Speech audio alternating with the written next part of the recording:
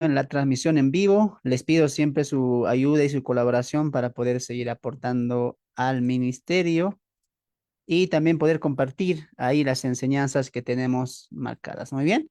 Así que permítanme un momento. Vamos a comenzar. Tengan listos sus Biblias. Abran sus Biblias Mateo, en el libro de Mateo. Y esto va a ser importante.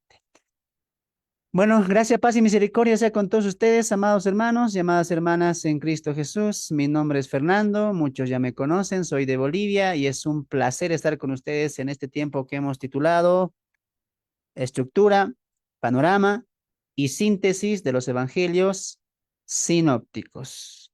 Antes de comenzar, en esta segunda parte de introducción, todavía no estamos ingresando a Mateo, pero permítame saludar a mis amados hermanos del Zoom que se han dado el compromiso de poder estar con nosotros, se han dispuesto en sus vidas y en sus corazones cada domingo y miércoles poder pasar estos cursos, este curso que estamos haciendo. Así que mi hermano Antonio, mi hermana Brenda, Elizabeth, Evelyn, mi hermano Héctor de la Argentina, Hermelinda, Homero, Aipon dice acá, mi hermana Irma, Leopoldo, María, Marta, Mari Cocino, Melanie, mi hermanita Patti, Reida, Rodolfo, Rosario, mi hermanita Maribel, y ellas se están sumando poco a poco. Bendiciones, amados hermanos. La gracia, la paz y la misericordia de Dios sobreabunde en vuestros corazones. Saquen sus Biblias, sus cuadernos de apuntes. Arrancamos. Bendiciones. Comenzamos. Estructura, panorama y síntesis del Evangelio según Mateo. Y es ahí donde estábamos, ¿no ve? Entonces, yo sé que hay algunos que todavía están ingresando recientemente, no han podido estar en la clase del domingo, que estaba fascinante, ¿no? Fascinante. Pero continuamos. Recuerde que esto es un estudio bíblico. Muy bien. Repasemos entonces.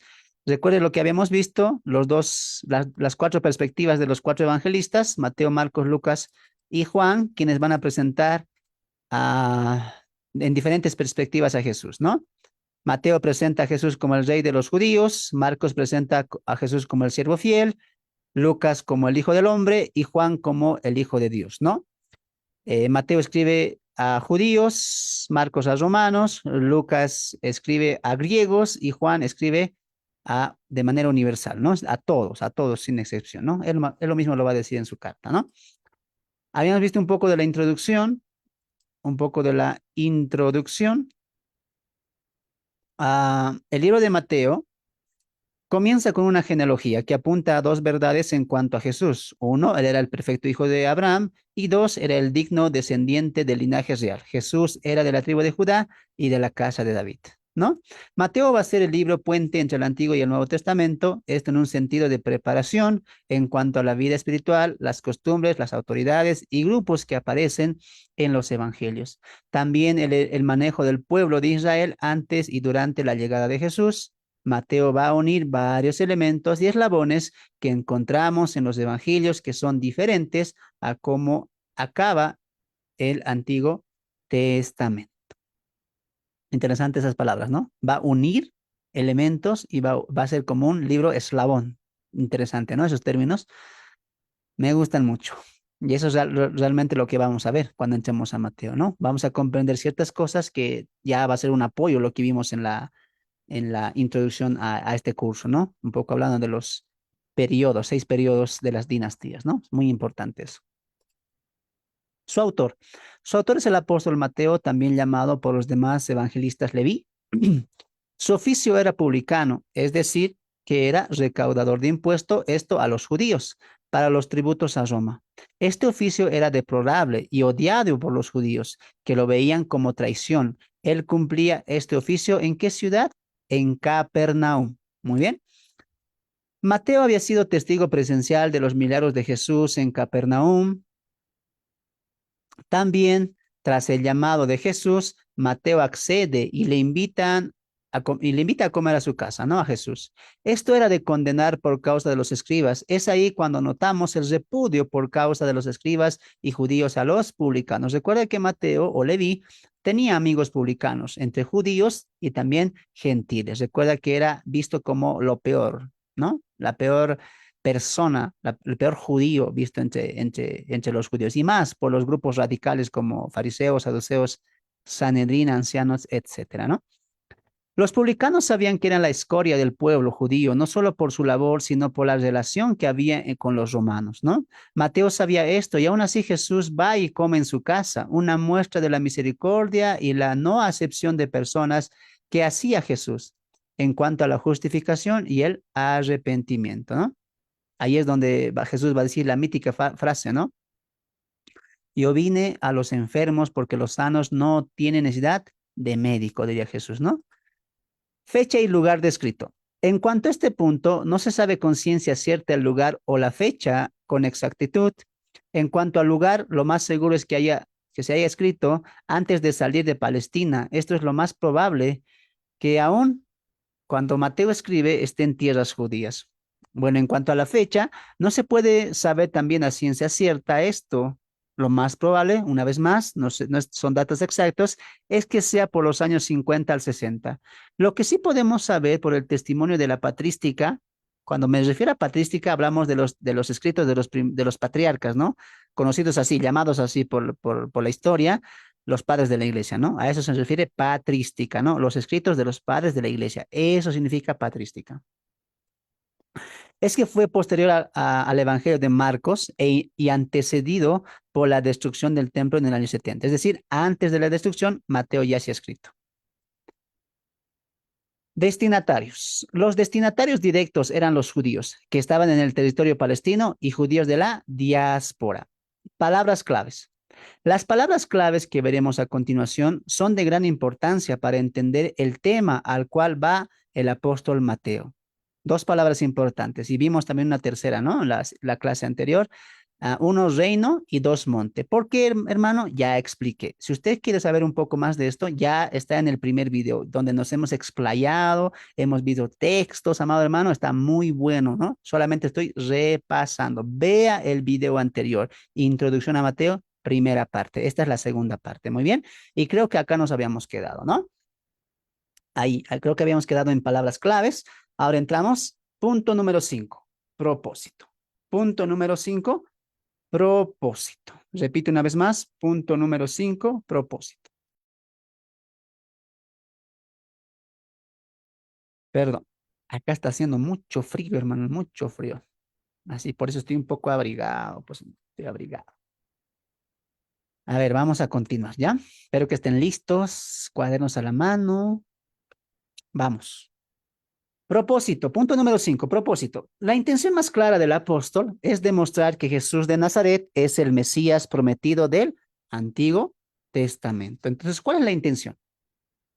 Demostrar, demostrar, y para eso Mateo va a utilizar mucho el Antiguo Testamento, que Jesús el Nazareno es el Mesías prometido del Antiguo Testamento. Él verdaderamente era el Cristo, ¿no? Él verdaderamente era el Cristo. Todo lo que el antiguo prometía en cuanto al Mesías se había cumplido en el Jesús que ya había venido, ¿no? Que los mismos judíos que estaban en Palestina y los judíos de la diáspora habían rechazado, ¿no? Y eso era muy importante entender también para Mateo en cuanto a un contexto judío y el aporte que hace él con su evangelio es a los judíos para demostrarles que realmente estaba Jesús entre ellos. Mateo es de los 13 evangelios, el libro por excelencia, que nos va a dar mucho, que nos va a dar más luces del reino venidero. Su aporte al tema central, que es el establecimiento del reino, es de mucha información y aclaración. Esto es muy importante porque Mateo va a ser el libro clave de entender el reino, ¿no? Obviamente tenemos muchos libros en las epístolas doctrinales, en las epístolas generales, incluso en el Antiguo Testamento, pero recuerde que hablando de los 4 evangelios, Mateo es donde más tú tienes que centrarte para obtener información del reino, es decir, del milenio, ¿no? De la segunda venida de nuestro Señor Jesucristo. Una vez más, recuerde que el tema central de toda la Biblia es el establecimiento del reino, prometido ya desde el Génesis y cumplido y culminado en Apocalipsis. Hay una línea histórica, hay una línea de propósito, hay una línea del tema central que es cómo Dios va a establecer su reino anunciado, ¿no? Pueblo, nación, reino, rey, gobierno divino, ¿no? Por eso constantemente Jesús va a decir, el reino de los cielos se ha acercado. Muy bien, entonces es importante entender esto, ¿no? Del reino de los cielos. Ahora vamos a ver un poco acá, vamos a ver un poco este tema que es muy trascendental. Quiero que entendamos lo siguiente, amados hermanos. En Mateo constantemente se utiliza reino de los cielos y reino de Dios. Alguien del Zoom tal vez me podría decir cuál es la diferencia, o son lo mismo, o por qué es reino de los cielos, luego reino de Dios. ¿Alguien tal vez tiene alguna idea? Vale equivocarse, para eso estamos acá también, ¿no? Para aprender. ¿Alguien? O simplemente son dos términos distintos, pero apuntan a lo mismo, ¿no? ¿Qué opinan ustedes los del Zoom? Y también los del Facebook ahí. ¿Mm? El reino de los cielos se refiere al milenio y el reino de Dios a lo universal, a lo de este tiempo. Ya, es una buena observación teológica, más no interpretativa por la carta. ¿Por qué? Porque también Jesús va a decir, el reino de Dios se ha acercado, ¿no? Va a hablar del reino de Dios, pero de manera acercada. Entonces, claro, en un ámbito teológico, apuntando ya a lo que conocemos ya por el Apocalipsis, vemos un reino terrenal físico de 1000 años, con solamente Jesús gobernando, y vemos un reino divino eterno, ya con la Trinidad como ya encargada del gobierno eterno para siempre y por siempre. No hay un límite ahí, pero sí vemos un gobierno milenial por un término de 1000 años, que tiene un comienzo y que tendrá un final. ¿Es cierto? Podemos aplicarlo así, está bien, no tengo ningún problema, pero Jesús va a decir, el reino de Dios se ha acercado. Entonces no podemos decir que el reino de Dios que es eterno se ha acercado. Entonces tiene que haber una relación. Y por eso es importante lo que te enseñé, la historia, ¿no? El trasfondo histórico. Ahora recuerde que para estas instancias eran judíos. Y recuerda qué es lo que los judíos no utilizaban. ¿Qué nombre les temblaba decir? Ni siquiera lo podían escribir. Dios. Eso, Jehová y Dios.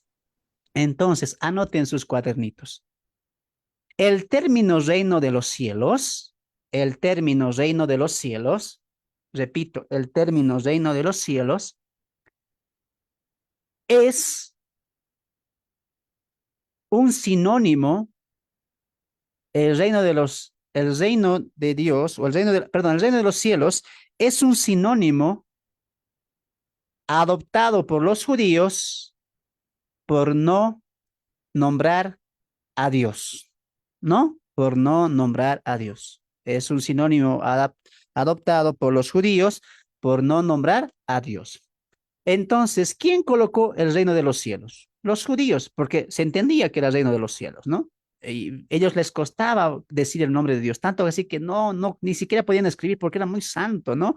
Utilizando el mandamiento que decía, no utilizarás el nombre de Dios en vano. Tanto se lo tomaron tan a pecho eso que no escribían, ni siquiera pronunciaban el nombre de Dios, ¿no? Por eso colocaron muchos títulos en hebreo, ¿no? Otro día vamos a hablar de eso. Pero el reino de Dios y el reino de los cielos apunta a lo mismo en Mateo. El reino conocido para nosotros como 1000 años, o para ellos el reino mesiánico. Ahora, algo importante que entender que Jesús va a aclarar en cuanto al reino es el reino de los cielos. Se ha acercado, dice, ¿no? Eso es importante entender, porque en la mente judía, amado hermano, en la mente judía no había que vamos a irnos al cielo, vamos a morar allá en el cielo, como hoy se lo plantea. Ahora, eso vamos a corregir con la teología judía y con la teología cristiana, ¿les parece? Muy bien. Vamos un poco a la teología judía.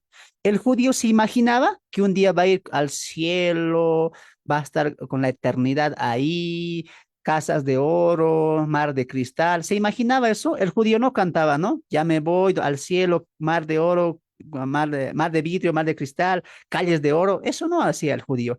En la línea teológica del judío era el reino mesiánico viene. Y el reino mesiánico es aquí en la tierra, donde el Mesías vendrá y seremos cabeza de nación. Y le preguntabas tú al judío, ¿y qué va a pasar con los muertos del Antiguo Testamento? ¿Qué va a pasar con nuestros santos, con nuestros patriarcas? Y el judío, ¿cómo te respondía? Bueno, la promesa que dicen los profetas es, va a haber resurrección.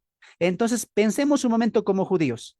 El judío no pensaba ir al cielo, etcétera. El judío decía, cuando venga el Mesías y se instaure el reino perdurable, el reino eterno, el reino justo del Mesías, los van a resucitar, nuestros patriarcas van a resucitar, porque esa promesa estaba en la línea escatológica judía. Muy bien. Entonces, esa misma línea al día de hoy ha cambiado, hermanos, que el reino se va a dar aquí en la tierra. ¿Ha cambiado esa línea? ¿O hay otra línea que es que nosotros vamos a irnos a vivir al cielo? ¿Qué dicen ustedes? ¿La misma promesa se mantiene? Es la misma, el milenio. Sí, Es la misma del milenio, porque lo Claro, único que va a subir es para el arrebatamiento, la iglesia nada más. claro. Ahora, aquí quiero que entiendan, exacto, lo que han dicho es exacto. Ahora aquí vamos a cambiar nuestro pensamiento en cuanto al cielo, en cuanto al reino. Muy bien, ya los que han estado conmigo en Apocalipsis lo van a entender mejor, pero ya otros que están incorporando recientemente lo van a entender bien. Muy bien, ya hemos aclarado el pensamiento judío. Ahora ingresamos a nuestro propio pensamiento cristiano. Muy bien, primero voy a decir cómo hemos entendido el reino de los cielos. El cristiano ha entendido de esta manera, ¿no? Que el cristiano se va a ir al cielo, a morar al cielo. Allá tenemos nuestra ciudadanía, está en los cielos, dice, ¿no? Entonces, nosotros la iglesia nos hemos hecho de la mente de que un día nos vamos a ir al cielo y ahí vamos a morar. Muy bien, esa es nuestra idea y que allá va a ser nuestra morada para siempre, por siempre, eternamente. Amén. Muy bien, que vamos a volarnos al cielo, ahí va a ser bonito en las nubes, etcétera. No, no. La línea teológica arroja que ese reino va a venir a la tierra. Mira aquí adelante. Cuando Jesús dice, el reino de los cielos se ha acercado, significa que ese reino que está en el cielo, donde dice Dios a Moisés, tú haz una copia de lo que está aquí arriba, del templo, ¿no ve? Hay un reino allá en el cual Dios mora. Muy bien. Hay una ciudad allá, claro, pero la Biblia no dice que nosotros nos vamos a ir ahí. Enseguida voy a explicar, no se confunda. Atienda nada más. La Biblia no acaba al final, la plenitud, con que nosotros nos vamos a ir ahí, sino que ese reino celestial, va a venir a nosotros. Eso es lo que arroja la línea teológica. Pero hermano, yo no estoy de acuerdo contigo, porque Pablo en Filipenses dice que nuestra ciudadanía está en el cielo. Y Jesús en Juan 14 dice que volveré y os tomaré a mí mismo. En la casa de mi Padre muchas moradas hay. Si no fuera así, yo no los hubiera dicho. Por lo tanto, dice Jesús, voy pues a preparar lugar, voy a preparar lugar para ustedes y cuando yo vuelva, voy a tomarlos a mí mismo. ¿Para qué? Para que donde yo esté, vosotros también estéis. Ahí como que ya hemos chocado, porque alguien puede decir, hermano, tú dices que el reino va a venir aquí, en la tierra va a ser todo. Sí, pero ¿por qué Jesús dijo que allá está haciendo casa? ¿Por qué Pablo dice que allá está nuestra ciudadanía? ¿Cómo explicamos eso? Bueno, es sencillo. Es sencillo. Jesús fue a hacer una morada en el cielo. Y Pablo dice que nuestra ciudadanía no está aquí, sino que está en el cielo. Pero lo que ya Apocalipsis refleja es que esa ciudadanía o esa ciudad, Jerusalén, va a descender aquí a la tierra. Jesús no está mintiendo, ni Pablo tampoco, cuando dice que allá está nuestra ciudadanía, que allá están nuestras moradas. Lo que tú no estás entendiendo y lo que nosotros no estamos entendiendo es que esas moradas, amados hermanos, va a venir acá. Se está cumpliendo toda la promesa de los judíos. Nunca fue que nosotros vamos a ir a morar afuera de la tierra. Y eso es lo que a veces no entendemos, pues hermano. Pensamos que nuestra morada eterna, incluso la del milenio, va a ser en el cielo, fuera de esta tierra, no sé, en Marte, en Plutón, Júpiter, fuera de la galaxia, ¿no? Vamos a vivir ahí como la era de las galaxias. No, la Biblia arroja que ese reino va a venir acá, que las moradas que Jesús ha ido a preparar van a venir. Apocalipsis 22 dice que la santa ciudad va a descender al medio de la tierra. Entonces, entiende usted algo. El reino de los cielos o el reino de Dios va a ser aquí en la tierra. El milenio se va a cumplir aquí en la tierra y el reino eterno, reino eterno, donde entramos todos a la eternidad, ya con cabeza del Padre Dios, cuando Jesús le entregue la autoridad, como dice Pablo en Corintios 15, también va a ser aquí en la tierra. Es decir, el reino milenial Y el reino eterno, ¿dónde va a ser? Aquí en la tierra. No vamos a irnos a otro lugar, no vamos a salir de esta atmósfera.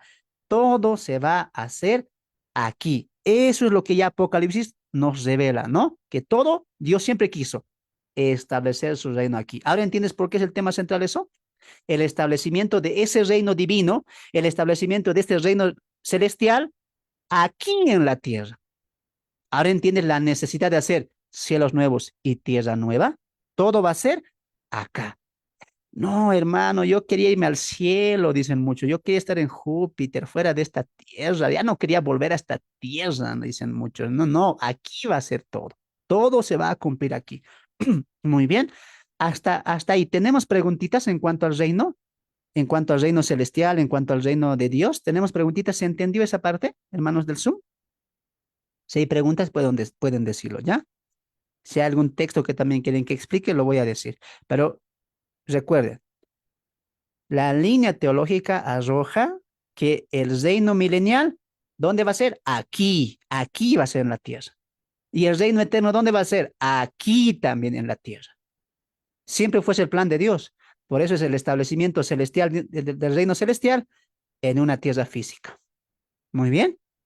Lo siento si les he decepcionado a otros, les he desilusionado, lo siento, pero eso es lo que arroja la teología. Yo también me quería ir, hermano, a otra atmósfera, pero no, aquí va a ser todo.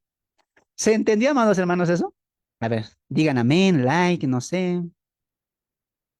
Eso hagan con mi hermano los Amén. Alexis. Muy bien, muy bien. ¿Ya? ¿Y el arpa dónde la vamos a tocar ahora? Lo vamos a tocar acá. Muy bien, muy bien. Entonces vamos a avanzar. Una vez que han entendido, es el momento de cambiar nuestra teología. Pero hermano, es que a veces vemos algo hermoso en el cielo, ¿no? El cielo va a ser bonito, pero recuerde algo que también la teología arroja. Recuerde algo que la teología arroja. Por ejemplo, Moisés. Cuando Moisés tuvo un encuentro con el ángel de Jehová en la zarza ardiente, ¿qué le dijo el ángel? Quítate tus calzados, porque el lugar donde estás es santo es. ¿Por qué era santo ese lugar? Porque Dios estaba ahí. ¿Por qué cuando también se encuentra el ángel de varón de los ejércitos, príncipe de los ejércitos con Josué, le dice, quítate el calzado porque el lugar donde estás santo es? ¿Por qué le dice eso? Porque lo que hace santo un lugar, amado hermano, lo que hace santo a un lugar es la presencia de Dios. Lo que hace especial, divino, perfecto ese lugar es Dios. Y como esta tierra entera va a estar bajo la presencia de Dios, esta misma tierra va a ser purificada, santa va a ser. ¿Por qué? Porque la presencia de Dios va a descender a esta tierra de manera plena y completa, ¿no? Es muy importante entender. A ver, vamos a ver, creo que hay aquí una preguntita, ¿no? Vamos a ver una pregunta. Dice, ¿no? Mi hermana Brenda, cuando seamos arrebatados, ¿dónde nos llevará? Bueno, la Biblia dice que seremos arrebatados en el aire, ¿no? Y esperaremos al Señor en el aire, ¿no? Donde estaremos en el segundo cielo.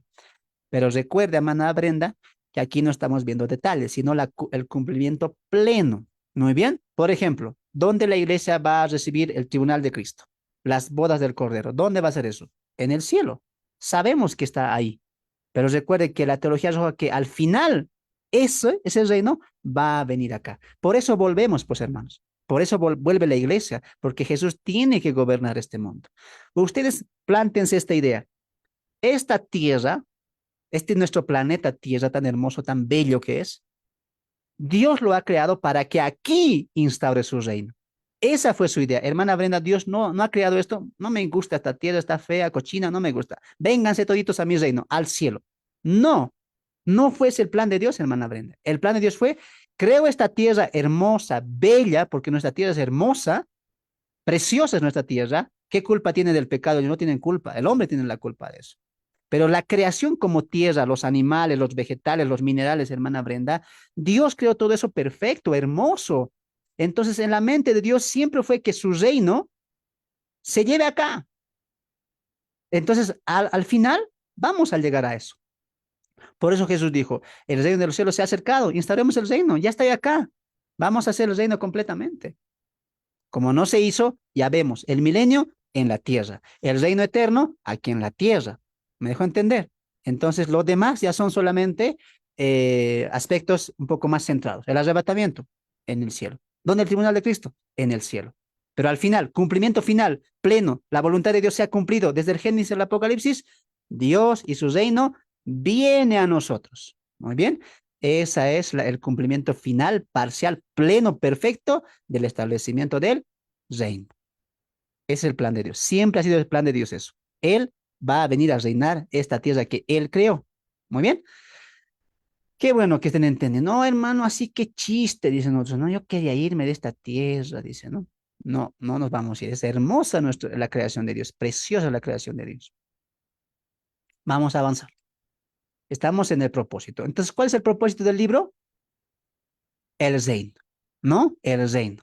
Y el rey también, ¿no? Y estos dos, el reino y el rey, van a aportar al tema central, el establecimiento de él. Nos van a aclarar un poco más. Eso va a ser lo hermoso cuando lleguemos. Creo que a Mateo 25 y 24 vamos a llegar. Ahí creo que se nos va a aclarar un poco más. Avanzaremos, ¿les parece? Avanzamos. Punto número 6. Punto número 6. El Evangelio de Mateo en relación con las profecías. Repito, el Evangelio de Mateo en relación con las profecías.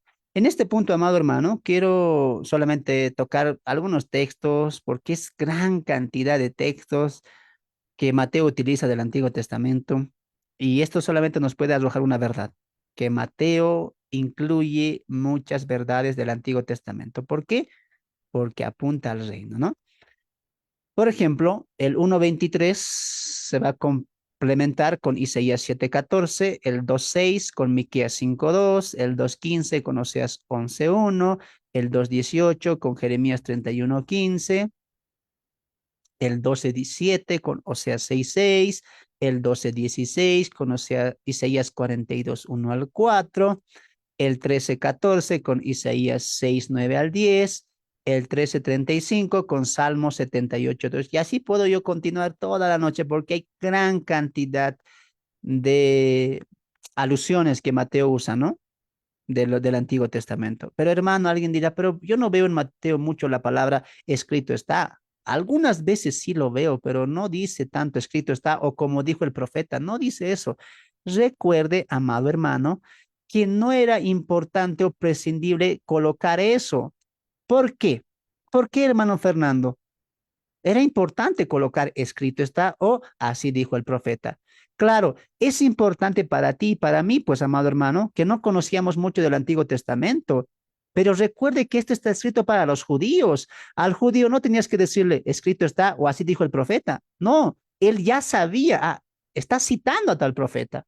Está citando a tal autor del Antiguo Testamento. ¿Por qué? Porque los judíos habían sido ya instruidos desde niños en cuanto a la Torá, en cuanto a los libros históricos, proféticos. Ya lo sabían de memoria. Desde niños se les ha enseñado eso a ellos. Y como Mateo está escribiendo a judíos, es natural que algunas veces no utilice, simplemente cite ciertas cosas o haga un juego de palabras que apunten a una verdad que está estableciendo el Antiguo Testamento. Lo mismo pasa con Mateo 24, amado hermano, amada hermana. Cuando llegamos a Mateo 24, muchos piensan, wow, lo que Dios está profetizando aquí, está anunciando algo futuro. Y no, Jesús está utilizando el Antiguo Testamento, pero como nosotros no vemos escrito está o así dijo el profeta, pensamos que es nuevo. ¿Por qué?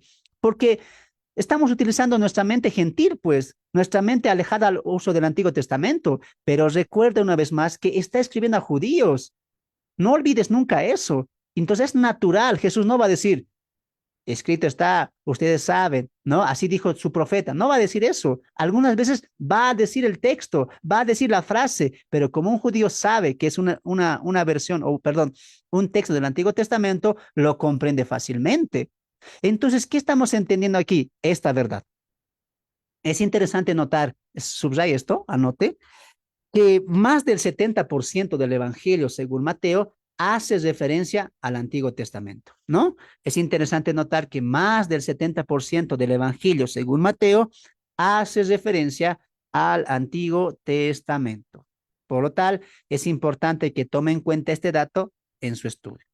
Entonces, si tú quieres estudiar Mateo 24, las parábolas de Mateo 13, también cuando él va a hablar acerca de la blasfemia del Espíritu Santo, etcétera, tú tienes que entender que está utilizando, o perdón, que Mateo va a utilizar mucho el Antiguo Testamento. Y nunca olvides ese dato que te dije. No siempre esperes que diga escrito está o así dijo el profeta. No siempre esperes eso. Recuerda que está escribiendo a judíos y los judíos saben muy bien cuándo está utilizando o citando algún escrito del Antiguo Testamento.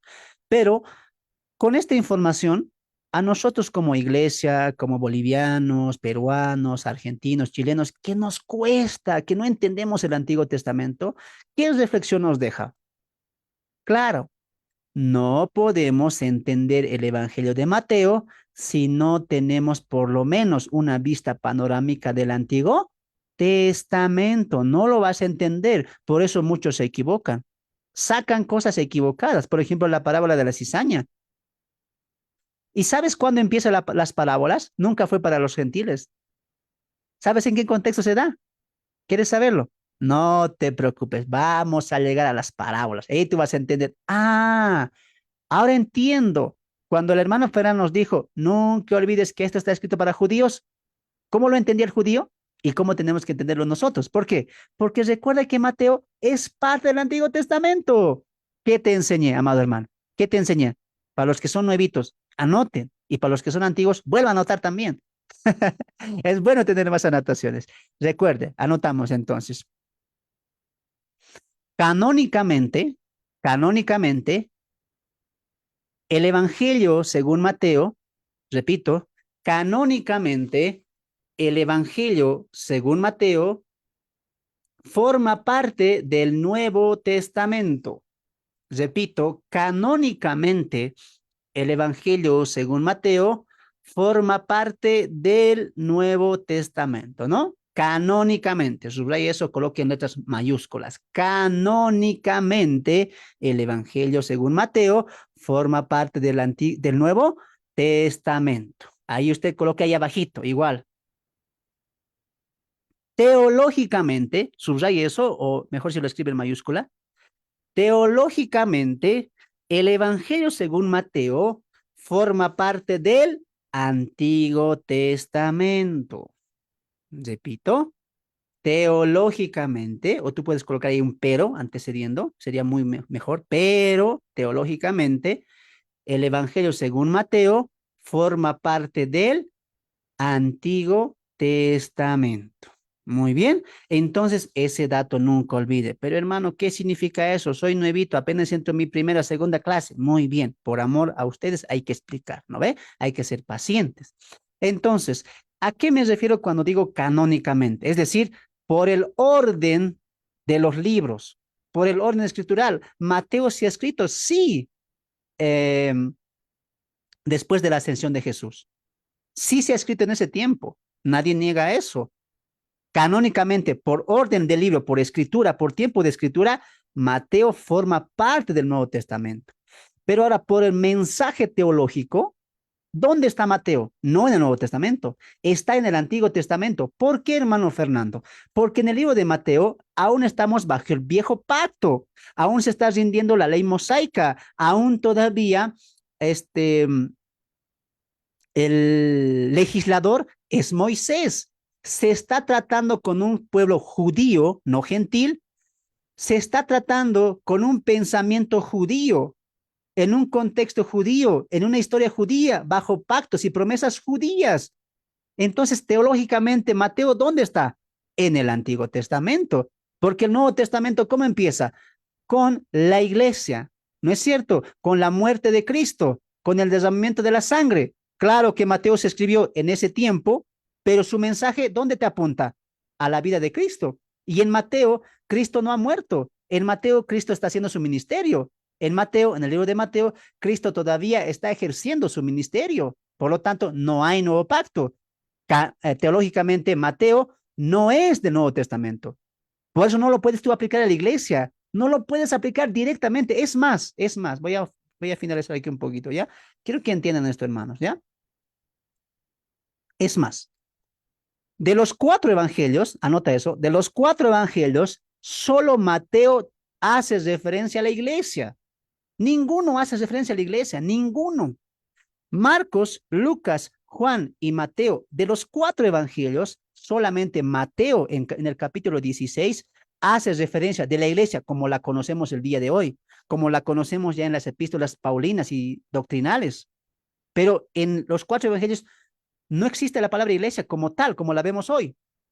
Repito una vez más, solamente Mateo en capítulo 16 habla en futuro. Jesús dice, edificaré mi iglesia en futuro. Entonces, si todavía no está constituida la iglesia, si Cristo no ha muerto en el Evangelio de Mateo, si Cristo todavía está asumiendo la ley, si todavía se está bajo un viejo pacto, si todavía se está prometiendo el reino, la instauración del reino, es sencillo, hermanos. Y yo pregunto aquí, a ver, a mi hermana Brenda vamos a preguntar, va a ser mi alumna el día de hoy. Hermana Brenda, una vez más repito, y esto nos comparemos con la hermana Brenda. A todos voy a preguntar, pero la hermana Brenda va a ser la encargada. Hermana Brenda, en Mateo, pacto antiguo, en Mateo, Moisés está legislando, en Mateo, pueblo judío es el principal, el central, en Mateo, Jesús está cumpliendo la ley, no la está abrogando, Jesús está vivo, Jesús está predicando del reino. Es más, en Mateo no hay iglesia. Por lo tanto, hermana Brenda, podemos sacar podemos sacar interpretación directa de Mateo a la iglesia. ¿Podemos sacar? No, pastor, no. Sencillo. Ve qué sencillo es. No podemos sacar interpretación de acá porque no hay iglesia. No hay iglesia. Pero hermano, la parábola del trigo y la cizaña es fácil, es eso, ¿no? En la iglesia hay cristianos trigos son, pero también hay cristianos cizañas son, ¿no? Ay, Dios, no comete ese error, ¿ya? No comete usted ese error. Usted ya ha aprendido, usted va a decir, venga, venga, venga.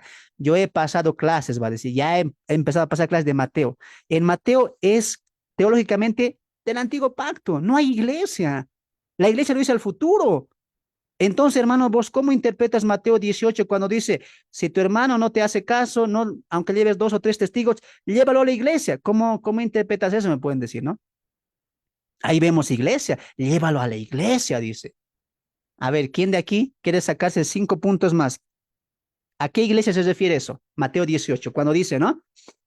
Si tu hermano no te hace caso, bueno, lleva 2 o 3 testigos. Si aún así no te hace caso, llévalo a la iglesia, preséntalo a la iglesia, dice, ¿no? Y si aún así no hace caso, tenlo por gentil y publicano. Que alguien del Zoom me diga o del Facebook, ¿a qué iglesia se refiere ahí? Porque sí dice palabra iglesia. Eso, muy bien. Buenos alumnos son ustedes, ¿no? Se refiere a las sinagogas, ¿no? A las autoridades del Sanedrín. Eclesia. Ajá, porque la palabra es ahí, Eclesiástica. eclesía, ¿no? Eclesía, que viene de reunión, de grupo, de consenso, de congregación, de congregarse. Entonces, la iglesia es una congregación, claro. Si lo vemos por la etimología de la palabra, iglesia solamente es una organización, solamente es un grupo, una reunión. Entonces, cuando Mateo 18 utiliza, si no te hace caso a ti ni a los testigos, llévalo a la iglesia. ¿Dónde está diciendo? Llévale al grupo, llévale a la reunión. ¿Cuál reunión había en ese entonces para legislar los juicios? El Sanedrín, el Sanedrín. Muy bien. Entonces no se refiere a la iglesia. Y aplican mal los que están aplicando Mateo 18 para traerlo a la iglesia. No habla de la iglesia. Repite una vez más, la única referencia que se hace en los evangelios a la iglesia como la conocemos hoy, como cuerpo de Cristo, como esposa de Cristo, como salvos por gracia, como iglesia del Señor, no existe en Mateo, no existe en Lucas y no existe en Marcos, mucho menos en Juan. La única referencia es en futuro, edificaré mi iglesia en futuro. Además, aquí hay contradicción, pues hermanos. Es sencillo cuando vienes el contexto. ¿Cómo es posible? Si alguien te dice a ti, no, aquí dice, hermano, Mateo 18, hay que llevarla, hay que reprender al hermano delante de la iglesia. Aquí dice, llévalo ante la iglesia. Y si así no hace caso, tenlo por gentil y publicano. Tú sencillo puedes decir, mira, aquí Jesús estaría contradiciendo, pues. Se estaría contradiciendo. Mi hermana Rosario, mira, ¿por qué se contradeciría? Porque Jesús en el 16, ¿qué ha dicho? Edificaré mi iglesia en futuro. Pasa unos cuantos días y Jesús dice, llévalo a la iglesia. La pregunta es, Jesús, ¿cómo es posible? Tú has dicho, en futuro, edificaré. Y 3 días después, llévenlo ante la iglesia. ¿Quién se está equivocando aquí? ¿Jesús? Porque él dijo, a futuro edificaré mi iglesia, dice. Pero 3 días después, ¿qué dice? Preséntenlo a la iglesia. ¿Jesús se está equivocando? No. Jesús está hablando de la iglesia gentil como la tenemos hoy en día a futuro. Y cuando Jesús dice, llévalo a la iglesia, ¿a qué se refiere? Al Sanedrín, a los juicios de los ancianos. ¿Cómo sabemos eso? Porque Jesús dice, y si aún así no hace caso, díganle o tómenle por gentil y publicano. Gentil y publicano. Y hermana Rosario, ahí te dejo que te explayes un poquito. Qué sencillo es, mira, entender eso. ¿Acaso en la iglesia nosotros podemos decirle publicano? ¿Manejamos esos términos? Además, hermana Rosario, ¿cómo yo le voy a decir a un hermano? La Biblia dice, si no te hace caso, dile gentil y publicano. ¿Cómo yo le voy a decir gentil a alguien si yo mismo soy gentil? No hay lógica, pues. ¿Lo entiendes, hermana Rosario? También, hermano. Gentil, bueno, todos lo somos, como ya lo dijo usted. Y publicano, ahorita no hay publicanos en este tiempo, menos en la iglesia, porque publicano era un trabajo de un israelita que trabajaba para el gobierno romano. Entonces ahorita ya no podemos tener esas aplicaciones en nuestra actualidad. Y Jesús no se equivocó, sino que estaba hablándole a unos judíos y ellos entendían la terminología en la que se estaba expresando Jesús mismo. Claro, es sencillo entender eso, ¿no? Porque todo lo que Jesús va a decir en Mateo 16 lo está aplicando a futuro. Por ejemplo, cuando le dice a Pedro, y tú eres Pedro, y a ti te daré las llaves, ¿lo está aplicando ahí? No, pues hermano, esa parte de la conversación lo está aplicando Jesús a futuro. O sea, no creo, no veo por dónde hay que confundirse. O sea, es sencillo cuando lo lees. A ver, nos confundimos nosotros nada más, ¿no?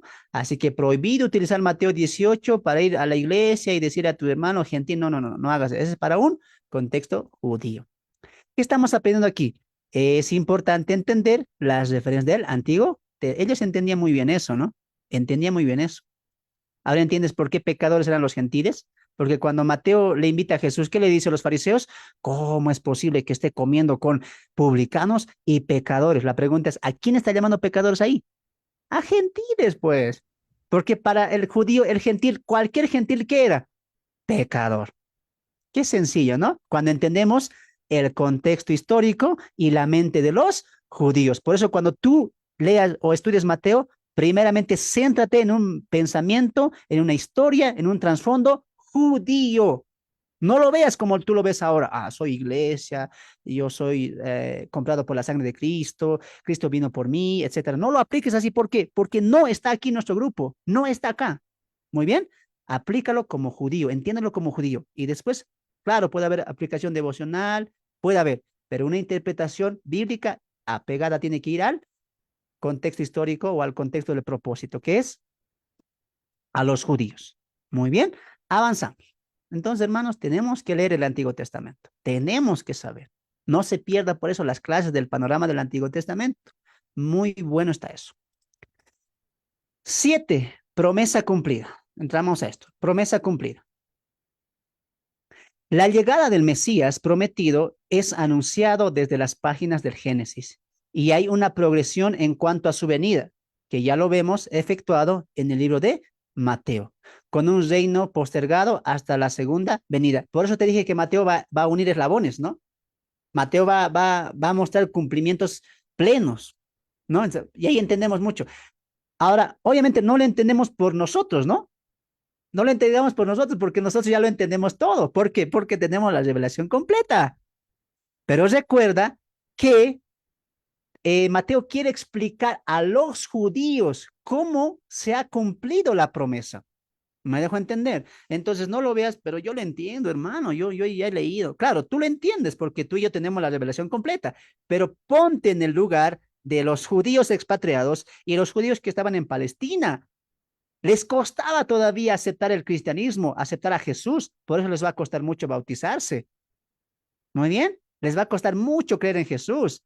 Por eso Mateo escribe y dice, acá está, yo voy a escribir para comprobarles que todo lo que se estaba anunciando se ha cumplido en Jesucristo. Entonces, para nosotros ahora, en nuestro contexto, en nuestro tiempo actual, ¿qué sería Mateo? Mateo nos va a enseñar cómo se ha cumplido en su libro, es decir, en el Evangelio de Mateo, ya Jesús vino, la promesa se ha cumplido. Muy bien, para eso vamos a ver el siguiente fragmento en personajes importantes, ¿no? Recuerde que estamos viendo cómo la promesa se cumple.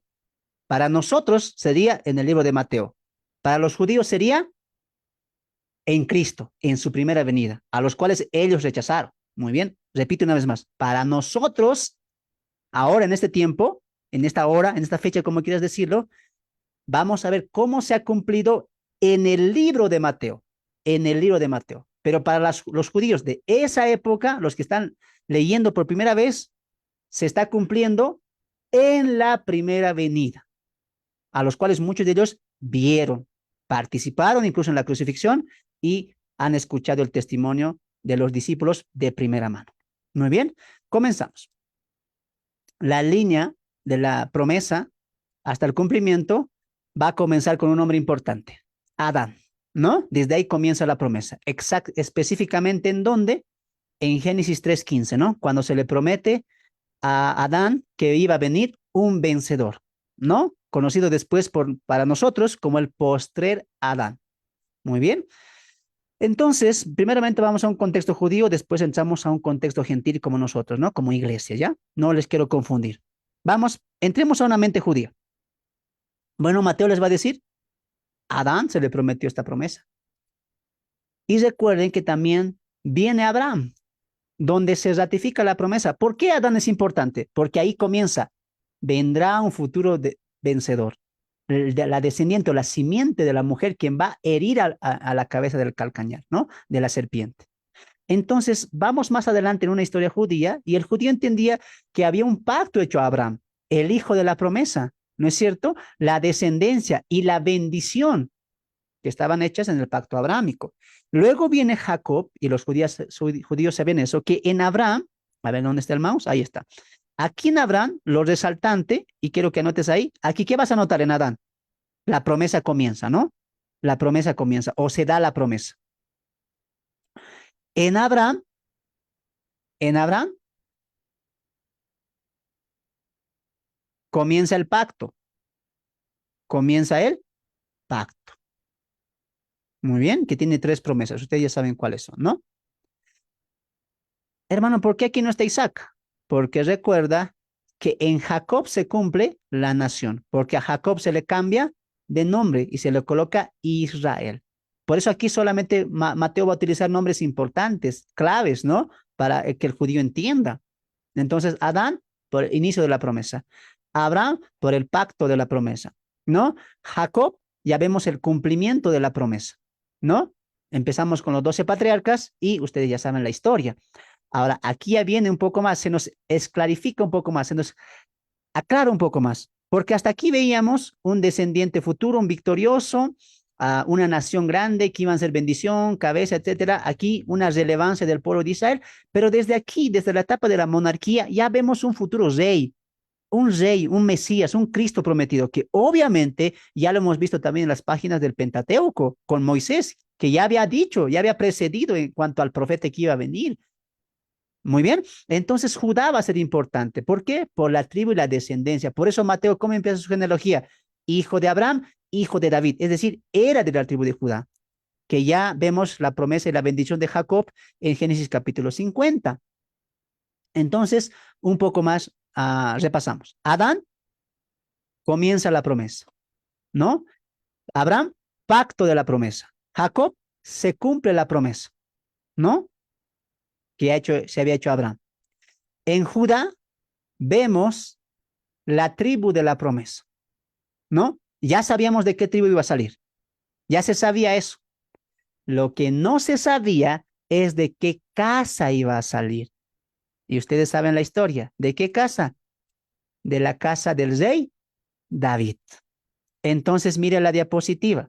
Ruth es el eslabón que va a unir estas dos cosas. Cómo el reino de Judá se ha preservado y Dios ha mirado una casa, la casa de David, para que un hijo de David sea el futuro Cristo, el Mesías. Y mira cómo poco a poco Dios está dejando dar a conocer al personaje central, el rey Jesús, en cuanto al reino. Ruth es un eslabón que va a unir la teocracia con la monarquía. Va a unir estos dos eslabones. Por eso Ruth, ¿cuándo se escribe? Hermanos del sur, Ruth, ¿cuándo se escribe?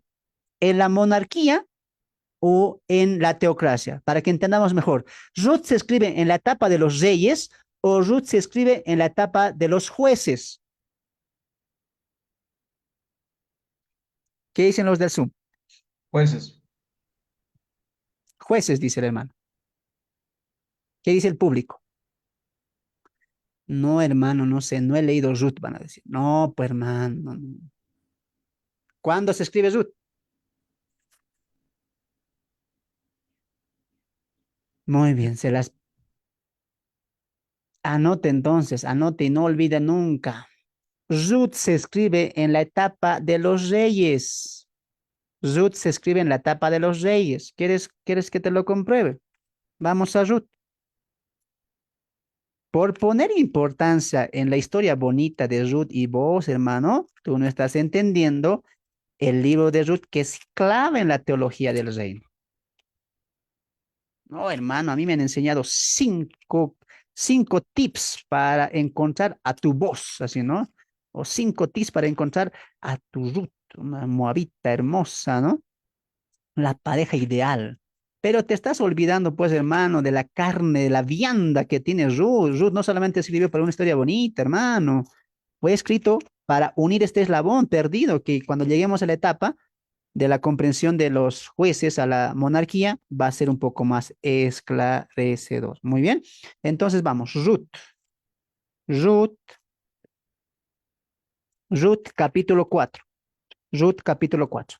El capítulo 4 es la clave del libro, hermanos. Muy bien. Vamos al capítulo 4 de Ruth, verso 16. 17.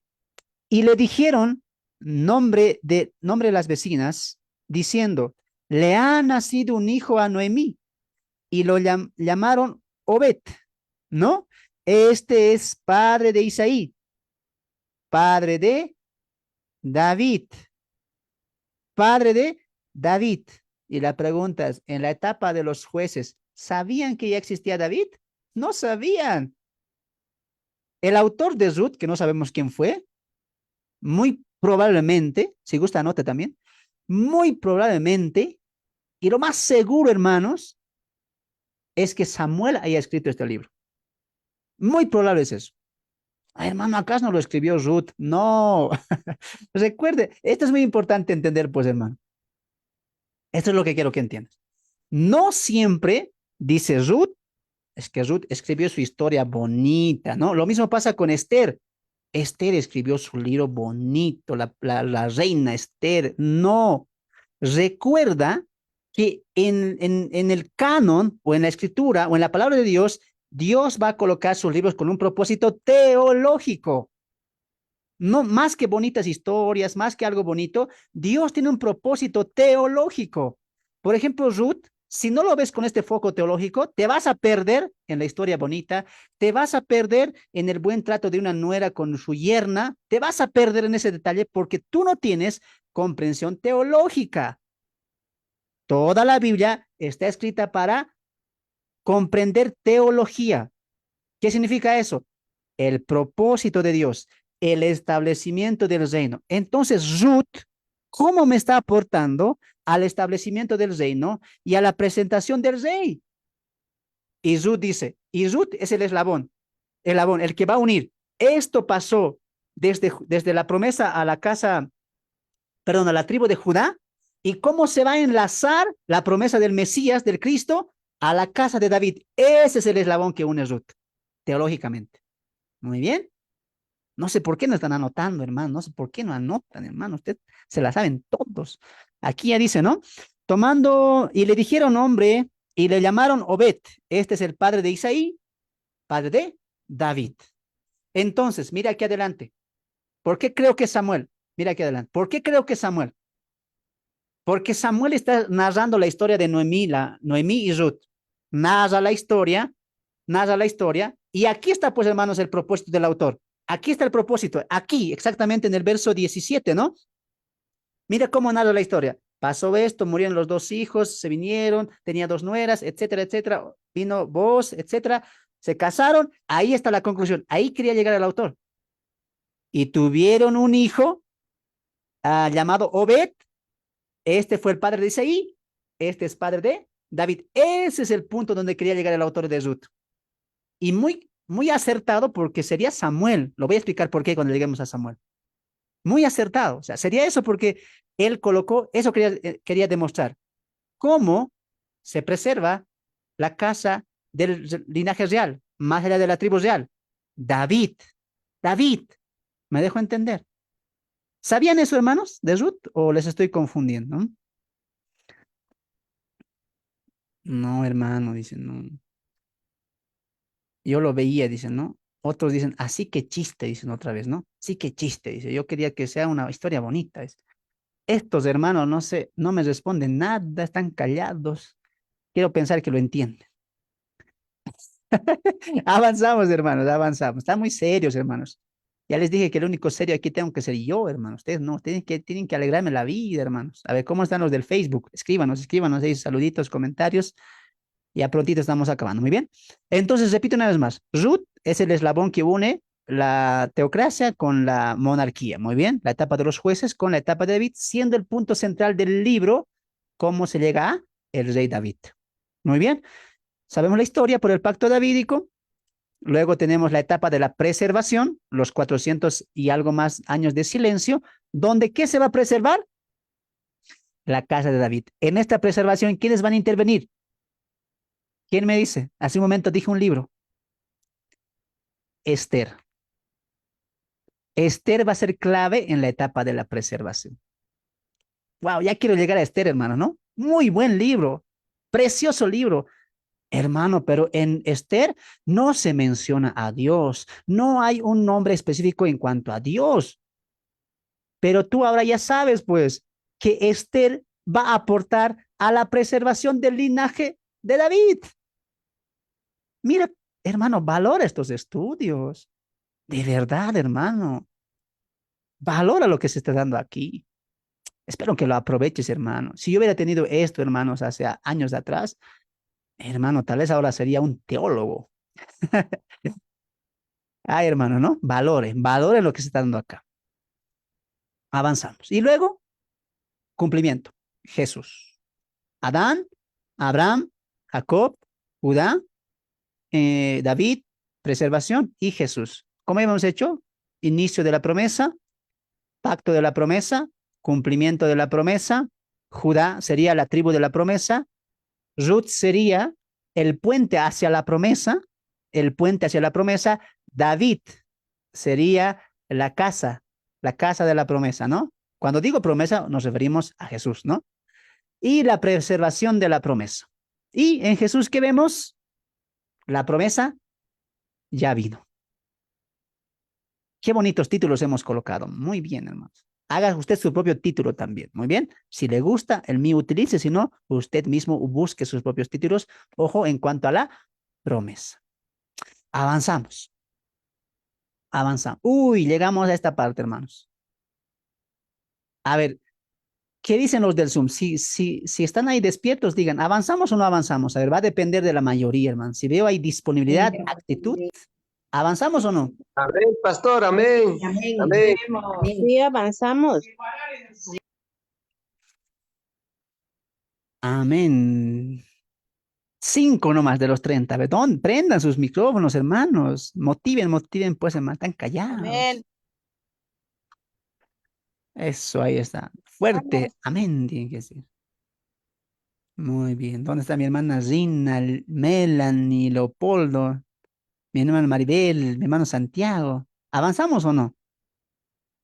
Muy bien, avanzamos, dicen, pues. Amén, pastor. Sí, sí, avanzamos. Adelante. Muy bien. Avanzamos entonces. Nuevamente ponemos la atención a todos. Muy bien, acá ya estamos llegando a un poco la parte final de la introducción. Avanzamos. 8. Estructura del Evangelio según Mateo. Repito, estructura del Evangelio según Mateo. Aquí aliste su bolígrafo, por favor, aliste su bolígrafo. Espero que tenga ahí varios bolígrafos de colores, tiene que utilizar. Aliste, aliste. Voy a dar un poquito de tiempo, ¿ya?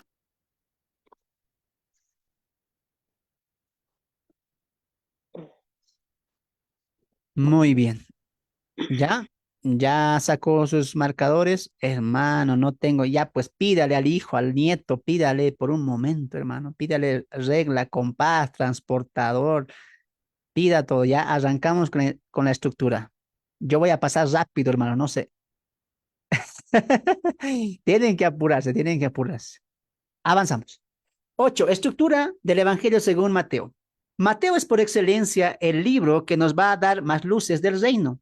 La intención de este estudio es dejar a los estudiantes puntos claves para su comprensión singular como libro y teológica comunidad de mensaje. Interesante eso, ¿no? O sea, en esta estructura tú vas a ver puntos claves. Cuando quieras estudiar Mateo de manera singular, es decir, solo el libro de Mateo, pero también cuando quieras ver a Mateo en el aporte al mensaje teológico.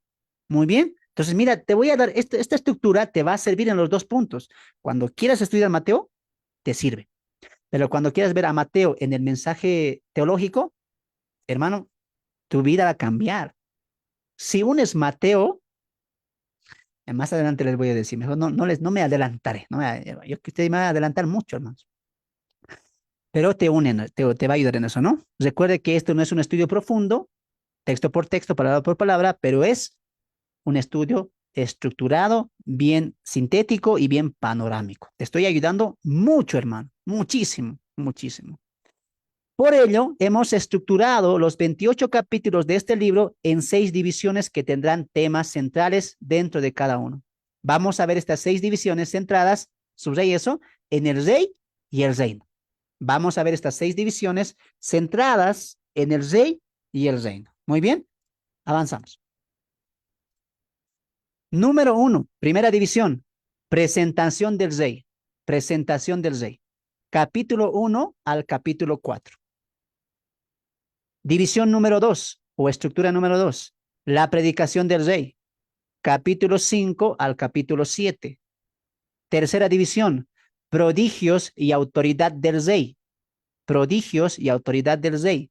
Capítulo 8 al capítulo 9. 4. Privilegios y rechazos al rey. Capítulo 10 al capítulo 23. 5.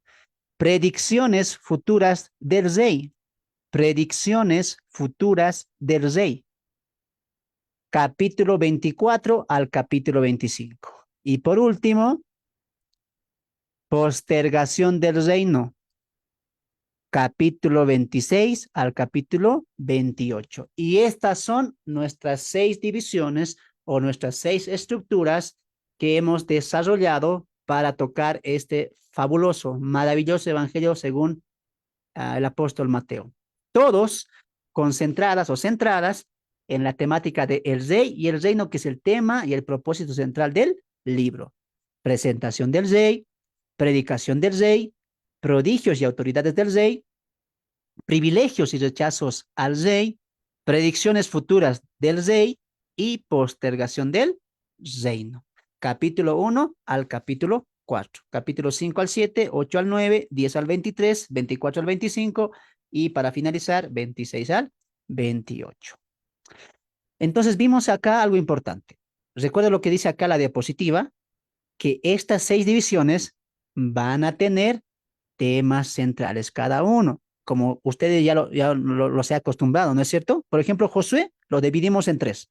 pero tienen temas centrales también, o subtemas, por así decirlo, ¿no? Que vamos a desarrollar a lo largo de esa división o esa estructura. Así que vamos a ver eso. Presentación del rey. Repito una vez más. Presentación del rey. Muy bien. Punto número 1, o inciso A, vamos a ver su genealogía. Inciso B, su nacimiento. Inciso C, su heraldo y bautismo. Y inciso D, su inicio ministerial. Ya, usted puede colocar por 1, 2, 3, 4, igual, o por inciso, ya como usted guste, hermano, ya como usted guste. Entonces, en la primera división, la presentación del rey, 4 puntos importantes, ¿no? O 4 subtítulos importantes. Su genealogía, su nacimiento, su heraldo y bautismo y su inicio ministerial. Segunda estructura, predicación del rey. 4 temas importantes: las bienaventuranzas, enseñanzas sociales, enseñanzas espirituales y aflicciones y pruebas. Hermano, no mucho nos haces escribir. Aquí tú has venido a estudiar, hermano. Tú has venido a estudiar. Y imagínate cuando lleguemos a estos puntos, ¿no? Tú vas a hojear tu Biblia, hermana, hermano. Aquí vas a aprender Biblia, hermano. Mucha Biblia. Así que empieza a ahorrarte porque vas a después comprar otra Biblia mucho mejor, más durita en la tapa, hojas fuertes, ¿no? Porque con el hermano Fernando vas a aprender mucha Biblia. Como yo tienen que ser, tengo 2 Biblias y una Biblia ya viejita, ¿no? Así que usted vino aquí a aprender. Esfuércese. Hermano, mi mano me duele tanto que escribo. Qué bien, me alegra. Tiene que sacrificarse. En el sacrificio siempre hay recompensa. Apunte todo lo que pueda apuntar. Muy bien. Predicaciones del rey. Las bienaventuranzas, enseñanzas sociales, enseñanzas espirituales y las aflicciones y pruebas. Prodigios y autoridades del rey. 4 temas importantes también: inciso A, inciso B, inciso C e inciso D. Inciso A, sobre las enfermedades. Inciso B, sobre la creación. Inciso C, sobre el pecado. E inciso D, perdón, sobre la muerte. Usted notará, amado hermano, amada hermana, que cada división va a tocar temas importantes, ¿no? Por ejemplo, prodigios son milagros, ¿no? Son actos sobrenaturales. Y también autoridad, ahí nos va a demostrar Jesús que Él hace milagros, pero Él tiene esa autoridad. Por eso dije prodigios y autoridad del rey, ¿no? Entonces va a hacer prodigios, milagros sobre la enfermedad, sobre la creación, sobre el pecado, sobre la muerte, y va a colocarse a él por encima de esos milagros, ¿no? O como autor también de esos milagros. Interesante, porque aquí vamos a ver un poco de la blasfemia del Espíritu Santo. Está muy bueno lo que se viene, hermanos. División o estructura número 4, privilegios y rechazos al rey. 4 temas importantes. Inciso A, proclamación. Inciso B, llamamiento. Inciso C, rechazo y parábolas. Inciso D, justa retribución. Amado hermano, hasta aquí quiero pedirle algo, ¿no? Quiero que si usted realmente valora estos estudios, valora este tema que estamos dando de manera gratuita, gratis, lo que a veces no se da en otros lugares, yo le pido que ponga atención. La única detalle que nosotros pedimos es que tenga interés. Cuidado que usted está ahí en su cama, ¿no? Ahí echadote, ahí anotando, así, no va a aprender. Ponga importancia. Mira a mis hermanas que están sentadas en sus mesas, ahí en el sofá, con la Biblia en la mano. Mucho va a implicar el carácter, mucho va a implicar mucho la actitud como usted lo está haciendo. Muy bien, usted puede pasar estas clases, pero si no hay una actitud, un carácter formado, usted no va a recibir provecho, hermano. Puede tener los apuntes, pero si no hay un carácter, va a hacer esto al final para sumar. Por eso siempre pido, pues, prendan sus cámaras, hermano, estén atentos, ¿no? Ya, bueno, no pueden prender sus cámaras, pero espero que estén sentaditos, ahí encerrados en un cuarto, ¿no? Nadie me molesta. Y coloquen, ¿no? En ese cuarto, hora de estudio, no molestar, no tocar, no quiero cena. Así usted tiene que colocar, ¿no? Guarden la cena, yo como después. Esto usted tiene que tener actitud y carácter para poder recibir y quedarse en su corazón. Y lo más importante, que retenga su mente esto, hermano. Tiene que retener su mente. Por eso es importante la disciplina, ¿no? Yo le digo por experiencia, hermano. Le digo por experiencia, hermano. Predicciones futuras del rey. Acá vamos a ver un poco de las predicciones, es decir, de las profecías en cuanto al futuro que va a decir el rey, ¿no? Por ejemplo, la casa quedará desierta, el templo será destruido, señales e ilustraciones del fin, y por último, el juicio a los gentiles. En este punto vamos a tocar Mateo 24 y Mateo 25, ¿no? Que son predicciones futuras del rey. Qué hermoso va a estar. Para finalizar, postergación del reino. 4 temas importantes. Inciso A, últimas fiestas. Inciso B, audiencias. Inciso C, muerte y resurrección. Para finalizar, la gran comisión. La gran comisión. Como estamos en tiempo de misericordia, ahí lo voy a dejar unos segundos, ¿ya? Anote, grábese. Es importante que entendamos esta estructura porque de aquí vamos a partir todo nuestro estudio. Muchos ya quieren llegar, hermano, yo quiero llegar aquí quiero llegar a las parábolas, hermano. Ahí siempre yo quería llegar. Por eso nomás estoy en este curso, dicen muchos, ¿no? Ya vamos a llegar, no se preocupen. Yo quería llegar a las bienaventuranzas, hermano. Ay, yo ya a la enfermedad, a cómo Jesús también va a ser rechazado, hermano. Yo quería llegar a todo eso, ¿no? O muchos dirán, yo a la muerte y resurrección, ahí quería llegar, hermano. Vamos a llegar. El libro de Mateo está precioso. Espero que tengan ese deseo de poder aprender y los espero el día domingo, donde vamos a empezar la primera división, presentación del rey. Vamos a presentar al rey de los judíos. Muy bien. Entonces, amados hermanos, ha sido un placer estar con ustedes. Vamos a llegar hasta acá. Mi nombre es Fernando, soy de Bolivia y estamos haciendo este estudio para poder edificar al pueblo de Dios. Si así está Mateo, hermanos, imagínense cuando lleguemos a Lucas, Marcos. ¡Wow! Cuánta información y cuánto del mensaje teológico vamos a nosotros rescatar. Le pregunto a usted, ¿está dispuesto? ¿Quiere aprender? ¿Tiene el deseo de poder aprender? ¡Qué bien! Pero le hago otra pregunta. ¿Para qué? ¿O por qué? ¿Por qué quiere aprender? ¿Para qué? Responda usted en su corazón. ¿Qué le motiva a estudiar? ¿Qué le motiva a estar aquí clase tras clase? Si son motivos de principios de fe, le animo. Pero si son otros motivos personales, tenga mucho cuidado, porque muchas veces el estudio te puede formar para mal, les va a hacer daño. Pero si hay principios correctos, esto va a ser para tu bien y tu provecho. No te desanimes, sigue adelante. Recuerda que esto es un estudio bíblico. Tú te estás viniendo a capacitar. Muy bien, por eso a veces vamos a ser exigentes. Recuerda que tenemos un examen pendiente en cuanto a la introducción de los evangelios y introducción de Mateo. Va a haber examen. Muy bien. Que Dios bendiga, amados hermanos. Nos pedimos del Facebook. Pueden prender sus micrófonos, hermanos, del Zoom. Despidámonos del Facebook. Dios los bendiga. Los esperamos en la siguiente clase. Bendiciones, siervo, muchas gracias, siervo Fernando. Bendiciones, hermano. Bendiciones. Muchas gracias a todos.